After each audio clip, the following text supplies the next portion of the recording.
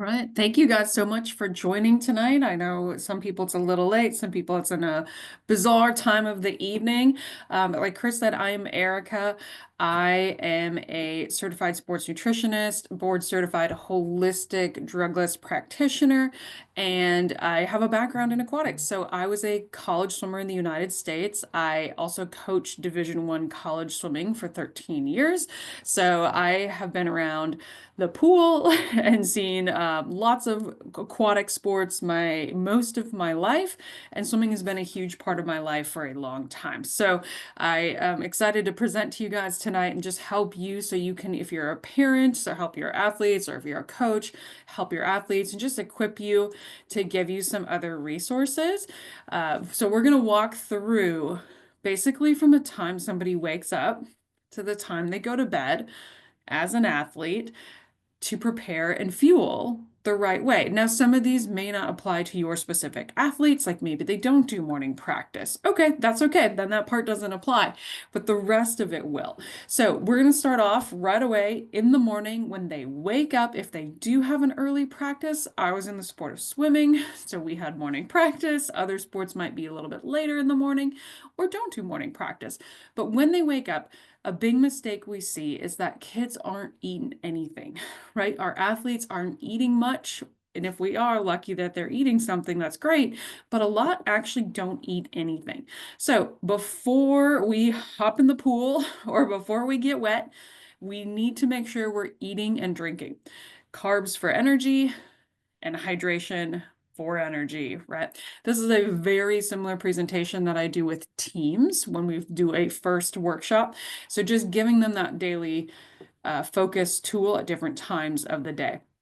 So here are some ideas that, kind of give you, some of them are product ideas so that they may not be available in your country. Maybe you can get them at different stores in your country. Some of them bagels and bananas and just easy carb smoothie snacks or applesauce squeezes. All of those are really great ideas. Now, sometimes we get athletes that say, I can't eat in the morning. I'm not hungry. It upsets my stomach. So in that case, I tell them, start with something super easy, like a banana or an applesauce smoothie squeeze. Start very, very easily and train your body up to being able to handle more volume of food because we know we need those carbs for energy. Okay. We don't want a big steak breakfast. We don't want lots of protein in the morning. We just want the carbs. And a little bit of protein and fat is okay too. But these are some ideas. If when you get the slides, they will all click out. So if you don't have these available to you in your country, you can look at the nutrition content and go, okay, I know something similar to that we have available. These will all take you out to Amazon, so you can check those out as well. Okay. Now, if you want to make something at home or you like homemade things, these are some great ideas that are super simple that anybody can make. Oatmeal, peanut butter and jelly, chia pudding, rice cakes, toast with peanut butter or almond butter or some kind of nut butter, doesn't have to be peanut butter, banana wraps, muffins, right? These are all really easy carb heavy ideas that they can grab and go, especially if they have a very early morning practice. Then grab and go and take with them on their ride or on their drive to practice. So these are great options. I do put all the recipes in here for things that maybe we're not quite so sure how to make. I think most people are familiar with how to make a peanut butter and jelly sandwich. Maybe other people aren't as familiar with how to make some of these other guys. Here is a great, amazing recipe. It is from the cookbook. I get this backwards all the time. Run Fast, Eat Slow, I think is what it's called. Awesome author, athlete, cookbook author. Love her recipes. So this is a little more involved, but an amazing recipe that you can use, and it would be great before morning practice. This was one of my favorite things to eat. You don't have to put the chocolate chips on there. When I was creating the cookbook and designing the photos, I put the chocolate chips on there to make it look a little more fun. And it does add a little something sweet in there sometimes as well. But this is another great thing. A tortilla, peanut butter, banana, got carbs, protein, fat. Awesome before a morning practice. As a coach, I would eat that every day in the dark on my way to morning practice. That was one of my favorites. So we need the carb snack, and we also need to make sure we're getting in the hydration. So we need to get carbs in our hydration drink if we're training more than 60 minutes. A lot of the swimmers that we work with mainly swimmers in the aquatic space, open water, pool swimming. That's our main clientele. But we do work with other athletes in other sports as well. But the big thing they are missing is carbs if they are training more than 60 minutes pretty intensely. The sport of swimming, they're doing it. Other sports may not be quite as intense, but you might be doing dry land and then something on the boards if you're a diver, right? So you are training for more than 60 minutes a lot of times. And not only carbs, but we want to get the four major electrolytes, our sodium, potassium, calcium, and magnesium. Most people are neglecting at least two of those in their hydration drink while they are practicing. All four of those are extremely, extremely important. Not a lot of products on the market have all four, but when you find one with all four, that is going to be an awesome product. Okay.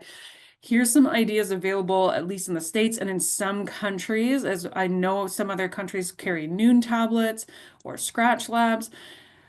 Here's some ideas for less than 60 minutes of training. So we probably don't need as many carbs then if we're training less than 60 minutes. Some is still okay, but we're focusing on those four electrolytes in here. Now, if we're training over 60 minutes, that changes. And you can see the carb content is going to go significantly up. We got 1 gram, 3 grams, 0, right? We don't have a lot. And then we go to 20, to 16, to 50. So a lot of open water athletes or people training for 2, 3, 4 hours might be consuming, that gnarly product with 50 grams of carbs in it. But all of these are really great options. Again, if you don't have one of these or two of these available where you are located, you can click on Amazon. And sometimes Amazon actually does a nice job of giving you alternative products that are similar. So you can look at the nutrition info on these guys and then find something that's actually very similar depending on where you are actually located. All right, so one of my photos didn't show up. I don't know what happened there. So these are not as ideal in the States. These are very common. And in other countries, I know that some of these are common. This showed Gatorade right here. It's not showing up for some reason. So these don't have all four important electrolytes. And some of them have almost no electrolytes. Prime basically is like flavored water. There's nothing in there. They're not bad products, but I'm just saying they're not an ideal for what an athlete is asking out of their body. If you want to make something at home, I love to give ideas because some athletes and their families really enjoy making their own products. They get to control their ingredients, right? That is an awesome idea. You can easily make your own hydration drink right at home. It's very, very simple to do. There's an amazing recipe to do it. Okay, so we had our morning practice. If we're training in the morning, we've gotten carbs, we've gotten all four electrolytes, we've gotten carbs in our electrolyte drink if we're training more than 60 minutes pretty intensely. And now it's time to recover. So we fueled up, we sustained during practice, and now we recover. So what's our focus here? Our focus is protein and carbs in about equal amounts. That's where, again, a lot of people go very heavy on the protein and really miss the carb component. So, especially if you are a very aerobic athlete, open water swimmer, water polo, right? These are very aerobic sports. And so we need to make sure we're getting those carbs in there. If you're somebody that's training maybe for a workout that's not quite as aerobic, it's okay to be a little more on the protein than the carbs, but we don't want these big differences like 40 grams of carbs, 40 grams of protein, 2 grams of carbs. And that's what a lot of products on the market have because they're aimed at the average person who doesn't need all those extra carbs. We are talking about athletes training at high levels. We need more carbs in our recovery food. So let's talk about what's going on. Why is that recovery food important? So when these athletes are training, small tears are getting created in the muscles and their sugar stores are being used. Those small tears are great and we want that because the muscles, it gives it allows for our muscles to grow and repair and grow stronger. right? Most swimmers, most divers, most athletes have a goal of putting on lean muscle mass or becoming stronger. We need those small tears. But when the breaking down of muscle keeps happening after practice, that makes us very sore. It makes it very difficult to recover. We want to stop that breakdown of the muscles very, very quickly. ASAP, you can see that, right?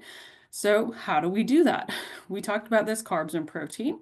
Carbs help us transport that sugar to the muscles. So we replace what we've used. Protein will actually break down into small little building blocks of protein called amino acids, and then our body rebuilds them into specific uses and knows where to put them in our body to repair certain types of damage. We need the carbs to also move those building blocks of protein to our muscles. So we replace through carbs and we repair through protein. Pretty simple. I always call that up here the 30-minute magic window. I should trademark that. But the 30-minute magic window is the window after practice that you have the best ability to repair and replace.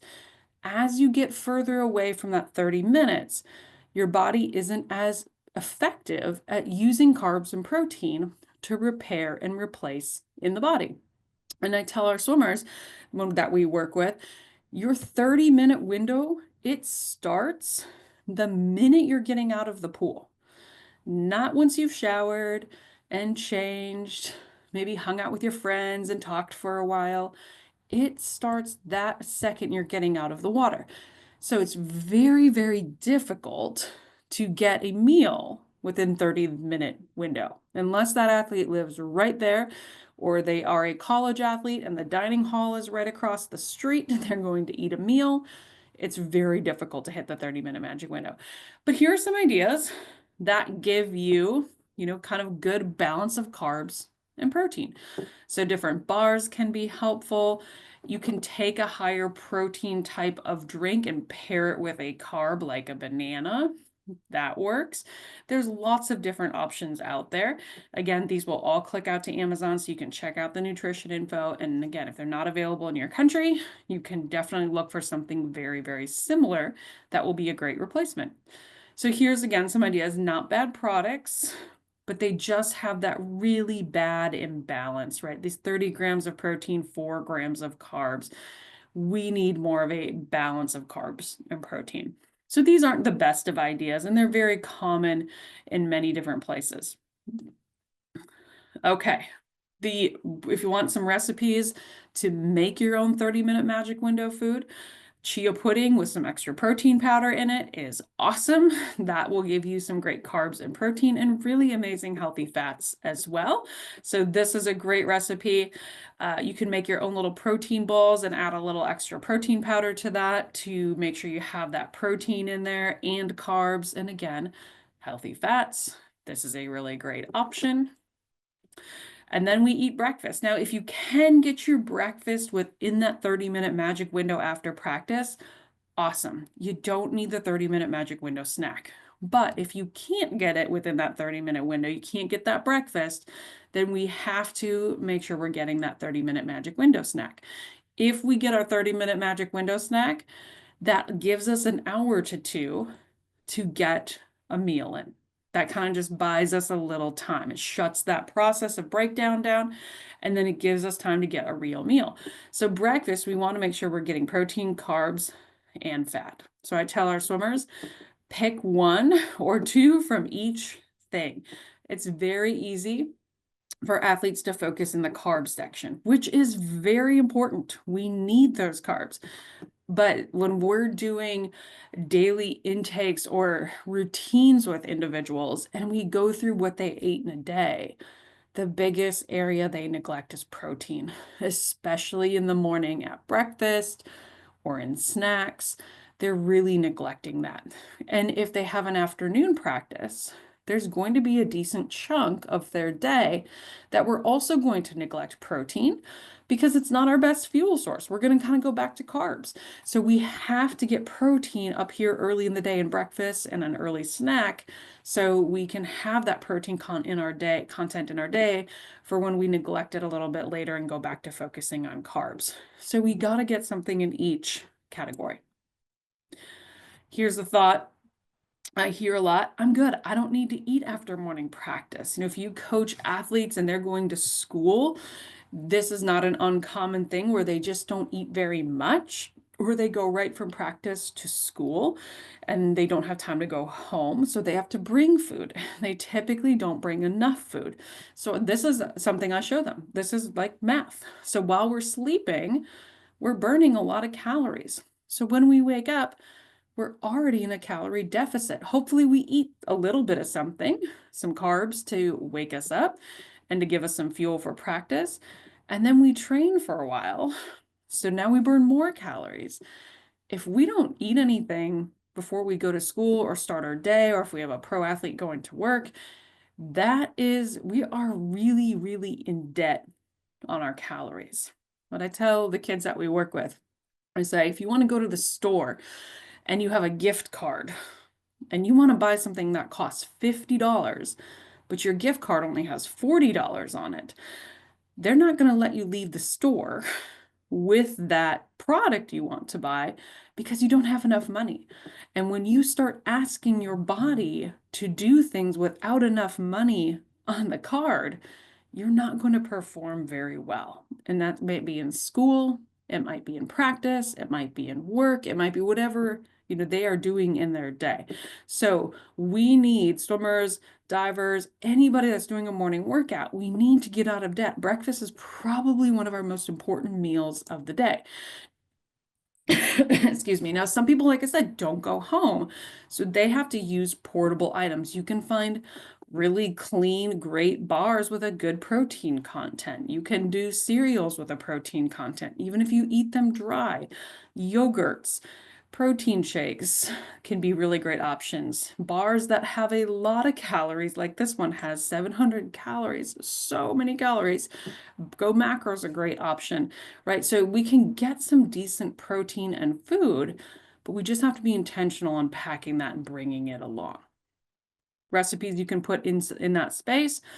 Overnight oats are wonderful. You can add protein powder to that and give it a little more protein content. Super easy. You can put that in a little container and they can bring that along with them to morning practice and it can sit there. It'll be fine. Or you can put it in a little cooler bag and it will be totally fine while they're at practice. If they do come home, avocado egg toast is great. You can make that very, very, very fast. I have a recipe here that allows you to make it super fast and we get carbs and protein and good fats. Very easy if they're coming home. This is a recipe that we like in our household. It's good for people that are trying to avoid gluten or wheat products. Almond flour pancakes. I'll tell parents and athletes, make a bunch of pancakes or waffles on a weekend.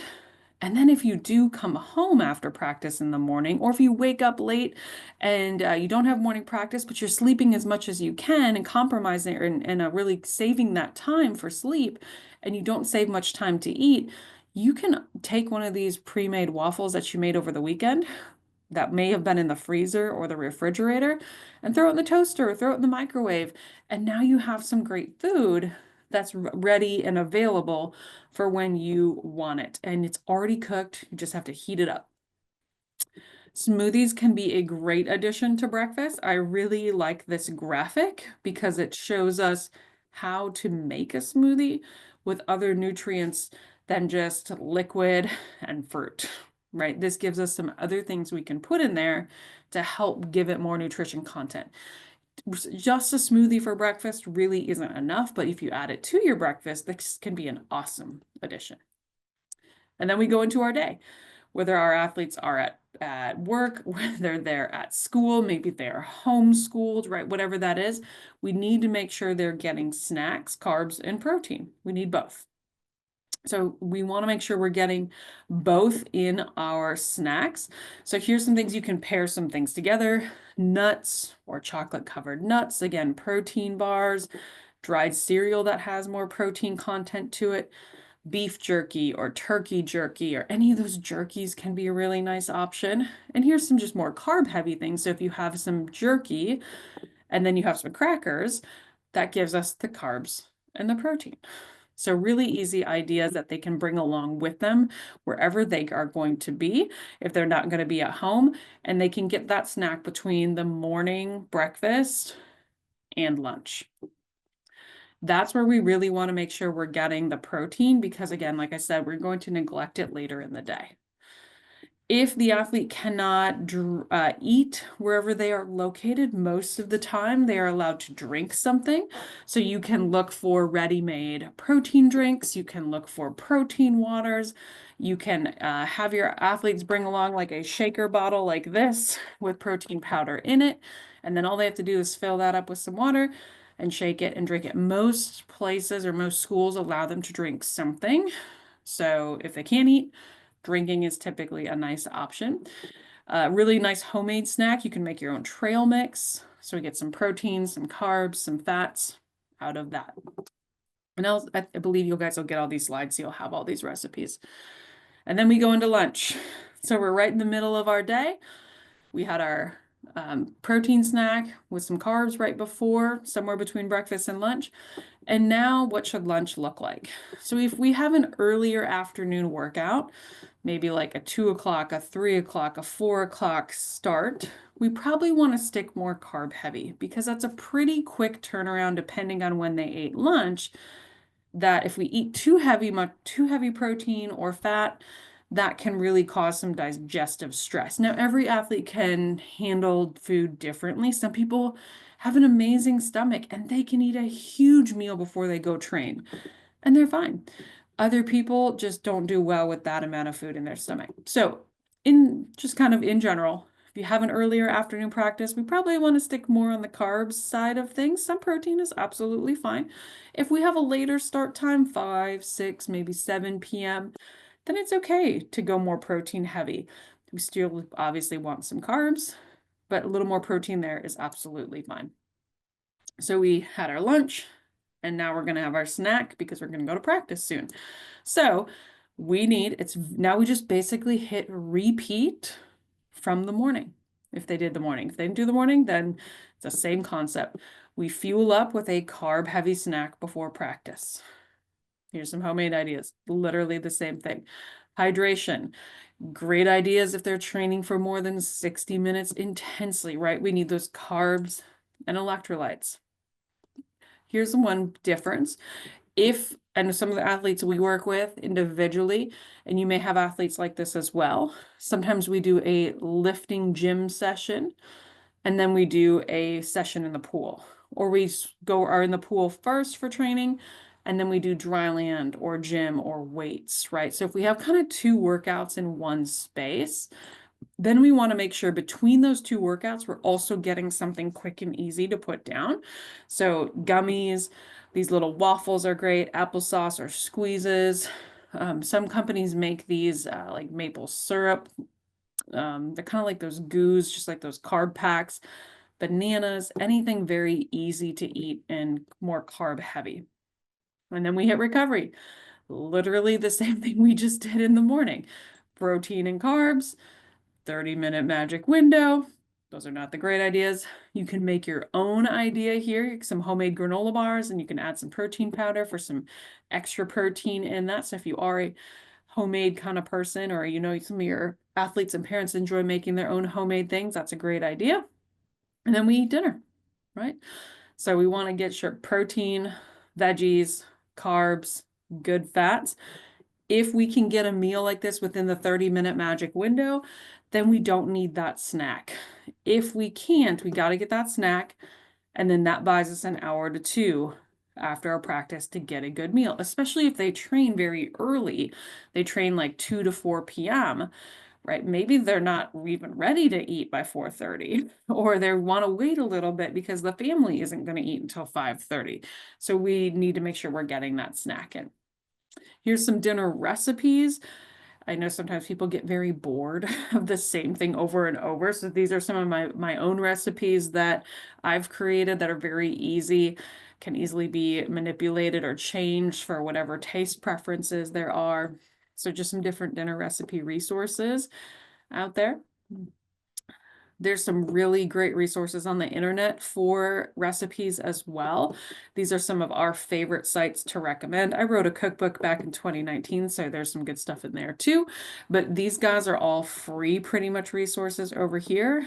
And personally, in our house, we like to use them, and I know a lot of families use them too.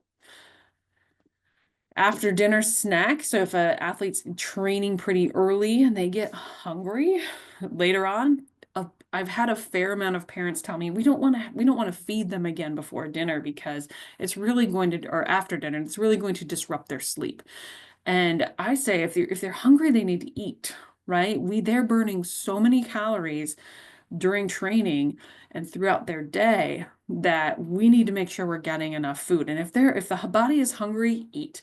So I tell them focus on protein here. It's okay to get carbs and other nutrients, but just make sure you're getting a good protein content. They're going to go to bed, and some of the athletes we work with do trigger I'm gonna try to say a starvation mode fast. So that means they're switching out of fat burning mode into muscle burning mode much quicker than other people. So we want some protein here to repair and protect the muscles while we sleep. They don't have to be afraid of carbs here, but we definitely want that protein content. A big bowl of ice cream and chocolate is probably not our best snack here. That would not be the most ideal thing. Tons of carbs, lots of sugar, maybe not the best thing before we go to bed. Protein, better place to focus. And then just a couple extra notes on hydration, daily hydration. We talked about getting the electrolytes, the sodium, potassium, the calcium, and the magnesium. Make sure they get that. I mean, that is one of the big things I tell athletes. If you are not getting those 4 electrolytes at practice, that is a very easy thing to do to help your performance and your recovery. And during workout, we talked about this, making sure they get the carbs. Once practice starts, we're starting to drink the carbs. The other rule of hydration, which we didn't talk about yet, is how much to drink. So a lot of athletes do not consume nearly enough liquid in their routine. We tell them to drink a bare minimum of ounces. You can convert that to liters super easily. If you take half of their body weight in pounds and divide it and take half the body weight in pounds is the number of ounces at a bare minimum they should be drinking. They're an athlete, they should add 20 ounces to that total. And that is a better amount that they should be drinking. A lot of athletes don't hit that number. And so staying hydrated will really help their immune system. It will help their soreness. It will help their energy. It will help their brain focus. They will feel better overall if they are properly hydrated. It is so easy to hydrate, and it is so easy not to hydrate. So making that a focus will improve so many aspects of their training and performance. So that walks us through a complete entire day from the minute they get up to basically the minute they go to bed. And as you probably noticed, it is basically rinse and repeat, right? So every practice, no matter how many they're doing in the day, it's fueling up with good carb choices so that they can have some fuel. It's electrolytes and potentially carbs, depending on how long the practice is during the practice. It's 30-minute magic window, carbs and protein after practice, and then a recovery meal. And that applies to competitions, right? If we think about the sports that have like a prelims and a finals in the same day, or multiple games in the same day or sessions, it's the same thing. We fuel up, we sustain, and then we 30-minute magic window recover, and then a meal. And we do that before a prelims and a final session. It's the exact same thing. So a lot of athletes ask us, well, it's a big competition coming up. What should I do different? You really shouldn't do anything that different. It should be very similar to what you already do, right? That really shouldn't change very much day to day and then to competition. So I'll show you a little bit more about what we do and then we'll take questions. So if you want some more individual help on our website, these are all free. You can download any of these for free out there. They are great, great, great resources. We have a really awesome Instagram account where we do a lot of recipes, recovery, conversation, more geared towards swimming because that was a sport I was in, but it can be very applicable for actually a lot of sports. We have a lot of runners that follow our account. We have a lot of soccer parents that follow our account, water polo parents, right? So we have a lot. We have in the Amazon shop, and that's a really great resource. It just gives you different categories that are helpful to see like what is good for hydration. If you're looking for nutritional supplements for kids, what are good options out there, right? And again, if they're not available in your country, at least you can check the ingredients and find something that is similar wherever you are located. We do work with clients one-on-one. So if you have athletes that need that extra support, want that extra guidance, want to tune up there and fine tune their routines, you might recognize some of these guys. We can work with clients outside of the US, and we have a genetic program where it's about 12 weeks long. Anybody associated with Pan Am does get a great discount. It's a very nice discount. And what we do is we test. So here's some of the genes that we test. We get data. So we might learn they're lactose intolerant. We might learn that they have an increased risk of inflammation. These are 2 of the 38 results that we get. And so we gather that data and then we help them put it into action. So we're writing them an action plan based on order of importance. What are the important things? Here's 2 pieces that I actually pulled out of a client's action plan. And then we can also do a food sensitivity panel so we can see what's going on with allergies or sensitivities in their body, what foods are creating issues. So if they're dealing with digestive troubles, migraines, headaches, just really bad recovery, they know something's wrong. This is a great option to go with. Again, we get the data, like we test. This person would have a lot of issues going on, but this we would test. We put the data into action. So we're figuring out what to eliminate, what we're rotating, what we can eat without any troubles. And we provide a tip sheet. So we help them with some of the foods they do like, what's a good swap, or if there's any potential problems, we definitely want to make sure that we're not removing certain things and we keep some things in if needed. And then we can take all that data and put it into a plan. This is someone's actual plan that we created for them of what to eat and drink when. So it has their 30-minute magic window food, it has breakfast, it has lunch, it has dinner, right? And it gives them, here we want to focus on carbs, here we want to focus on protein, here we're going to focus on hydration with carbs. And so it walks through their whole week so they know exactly what to do. We run team workshops. So we do webinars basically just like this. They're very interactive with your athletes if you are a coach or a head of a program. And so we do different topics like daily fueling, just like this, competition day fueling. We've done women's health, we've done supplementation, hydration, immune system support, and many other topics as well. So if that's something you're interested in, I'll show you how to get in touch with us. So if you want to get in touch with us to talk about something with your team, or if you want to get in touch with us to learn more about what we do individually, I didn't spend much time on that. Just wanted to show you briefly what we do. You can click here when you get the slides. Oh my gosh, I can't talk tonight. Or you can scan the QR code and that will take you to schedule a time to chat with us. And what we'll do on that call is ask about nutrition, recovery challenges if we're talking about an individual, ask some family and health history questions, explain our program a lot more in depth than I just did, and answer all of your questions.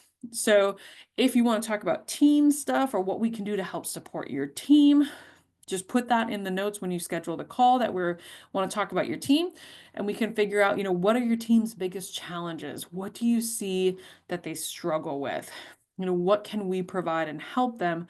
What kind of topics would be the best for your team? Okay, so that's a really helpful tool as well.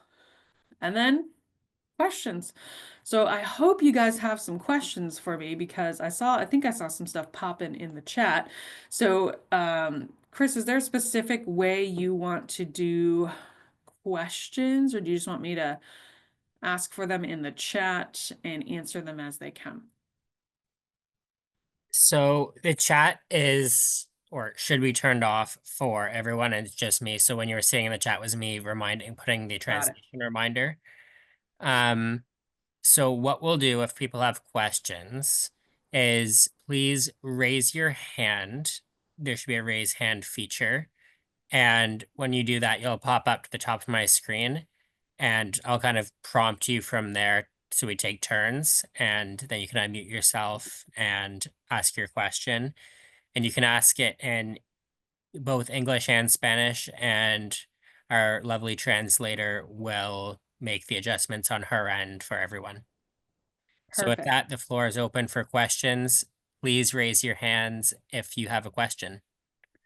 Yes, please raise your hands. Anything we talked about, anything we didn't touch on, and you have a question about a specific case with one of your athletes that's been a struggle, please don't hesitate to ask.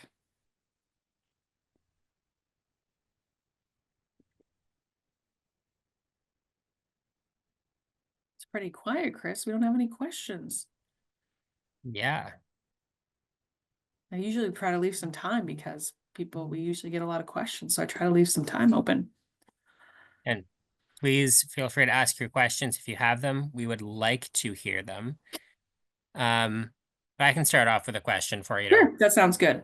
um so lots of athletes being younger are probably seeing lots of nutrition and food related information through social media.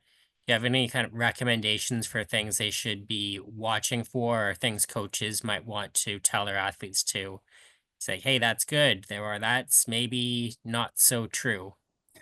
Really great question. I don't think I had anyone ask that, and it's so awesome that you did. So there are lots of accounts on social media that promote things that aren't super great. And the amount of athletes we work with that take products and they don't even know why they're taking it and don't even know what it is. They just saw it on TikTok or Instagram and they ordered it and bought it and now they take it. They have no idea what they're doing with it. So in the case of like supplements, that can get really dangerous because we don't know what's in a lot of them. So if you are a coach or a parent, or maybe both, making sure that you educate the athletes on the importance of sports safety, even if they're not being drug tested, it's really helpful to have products that are third party tested. So that what it does is it guarantees what it says on the bottle is actually in the bottle if it's third party tested. And then if it's also sports safe on top of that, then it's going to guarantee there are no banned substances. So for any professional athletes, anyone competing at the international level or a high national level that we work with, we tell them they just can't compromise on sports safety. Anybody that might not be at that national level yet, third party tested is still definitely helpful. Sports safety is always a really great option, but still third party tested so they know what they're actually getting. So it can be tough. I would provide, if you are a coach, I would provide some accounts that you recommend to parents and athletes to say, if you want to learn more about nutrition, here are really good recommended accounts. Follow these guys. They have great content. They know what they're talking about. Don't follow any random person, right? And buy what they're trying to sell you with a coupon code. So, yes, definitely try to provide them with resources because if they're out there looking for that and following it and buying things, they clearly are looking for resources. So provide them with some accounts that you like the content, you feel like the person's reputable, they are a great resource for somebody that you think that your athletes would follow.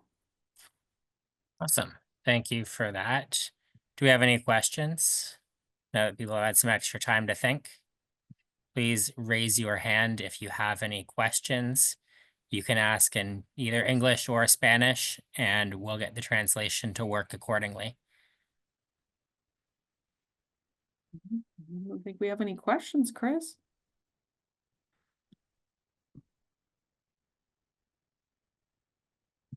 I can ask one more if people are shy. Okay, go ahead. Um, so you were talking about parents a lot there, and especially with younger athletes, parents are going to be a huge factor in how well an athlete's actually going to eat. Hmm. Do you have any kind of recommendations on how you might explain the importance of nutrition to a parent who might not have done sport themselves or some kind of situation like that? That's another super great question. So yes, we run into that where parents haven't done sport themselves or that specific sport. Maybe they were in a different sport that's not at all similar on training demands and nutritional needs. So for parents, I tell them try to educate yourself as much as you can. There's some great resources on social media. Like there is a swim parents Facebook group that people are always posting and asking questions about not just nutrition, but sports psychology, mental performance skills, right? Swimsuit concerns, right? So joining in communities like that of parents all trying to help support each other and that you can get some experts in there like I'm in there and I will answer some questions here and there on nutrition related things. So just try to surround yourselves with people that know a little bit more maybe and look and learn yourself, right? Again, follow accounts that you feel like have really great content. There's a lot of them out there. A lot of the people who follow our Instagram are parents. I try to connect with followers and just ask them, do you have swimmers? Do you have athletes? And so I'm learning about them, and there a lot of them are parents that don't know the sport or don't know anything about sport. They're just trying to learn to help their athletes. So definitely be intentional on seeking out information. Use social media as a resource with caution and surround yourself with groups of people that are all in that same community as you. Everybody wants to help each other. Yeah, it definitely sounds like sound logic to seek out accounts and expertise from people who have some kind of education or training certification related to sports and nutrition.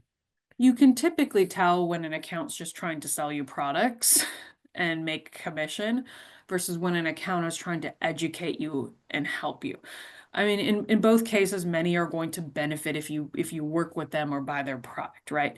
But accounts that are sharing information without, many times even asking for somebody to use a code or purchase a product or inquiring about certain things, they're trying to put some valuable content out there for athletes, and they're typically a little bit more reputable than someone just trying to sell products. That's great feedback.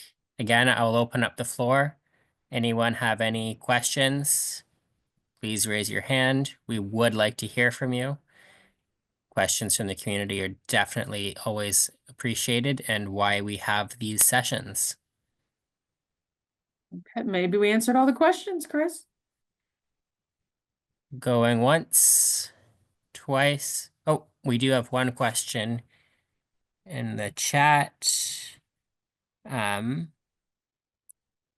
Marissa, would you be able to help translate that into English, please?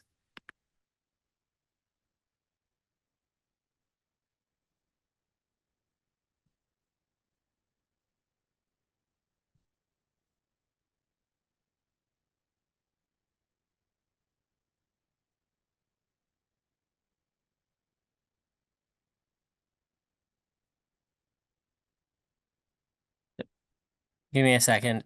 I'm working on translation. Apologies, everyone.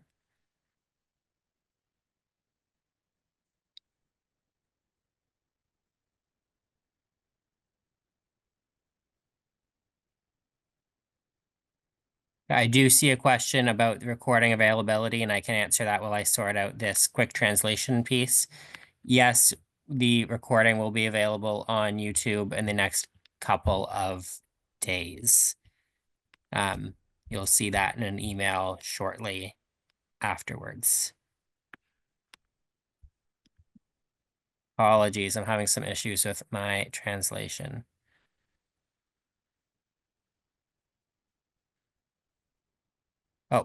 Never mind, it's not a question, more of a logistics thing. Okay. Yes, I see your comment. All good there, Olga. That it does not seem like we have any questions. So with that, thank you, Erica, for your time tonight. Your expertise was awesome, super engaging, and awesome to see such swimming specific nutrition content. Because as you said, every sport and training style has its different needs and demands. So definitely really important to tailor everything that you possibly can to your athletes in the system that you are implementing. So thank you again for your time. Like I mentioned a couple minutes ago, we will send a recording out in the next couple of days. And just as I say that, one question does come in. So thank you. So the question is, can this same kind of program be applied to master swimmers? So I'll make that a little more broad of a question. And how would you apply kind of your nutrition knowledge and approaches to different age groups, from younger athletes to kind of peak elite aged athletes to masters? Yeah, I think the concepts are going to stay the same. We want carbs before we're going to go train.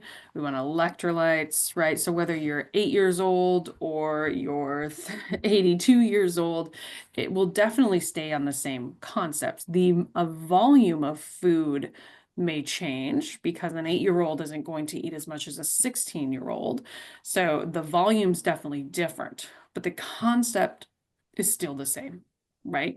So you can take anything we talked about and plug it in for any age group, for anybody in an aquatic space doing morning workouts or afternoon workouts or both workouts. You can really plug that in, and you kind of go off of hunger guidance, right? So if they're full, they're full. Probably don't need any more food. If they're still hungry, we probably need to eat more. So it can really be very tailored to each person. I was trying to give you the here's the focus at each time of day, and then here's some solutions for those focuses. Awesome. Thank you. That was a great answer. And we have one question that is kind of about your genetic testing program, so very specific to what you do. So just where can people find the prices, and where is and how are they, is it all conducted? Yeah, so it's our pricing, it really depends on the program that you're going to do. So typically we go over that in the consultation meeting if you schedule one with us, and we can share a little bit more about how that works and what's all included in that. The what was the second part of that question, Chris? Just kind of how it's all conducted, like How what. it's conducted. Okay, yeah. So it's a cheek swab. It's not blood, and the cheek swab just goes to a lab. It's very reputable, HIPAA compliant, means they can't sell, share, store your data. We can't sell, share, store your data. So it is a very reputable lab. The lab tests it, and it takes the lab about 2 to 3 weeks to turn around results once they receive that sample. So, and then the report is generated, and then we start using that to help you understand what's going on, what your body is doing, how we're going to implement these results that we see, what changes we can make from that report that we have from the lab to help you perform better, recover better, feel better, sleep better, whatever that is. Awesome. Thank you for that. And if anyone's interested, sure we'll include Erica's contact information in that email we send out later this week to recap everything with the recording link. Yes, just reach out to me if you have specific questions. Happy to answer anything. And like I said, if you're just curious, schedule a call. It is not a high pressure sales call. It is very informational. And if it's something you feel like would be beneficial, awesome. And if you feel like it's not the path you're wanting, that's okay too.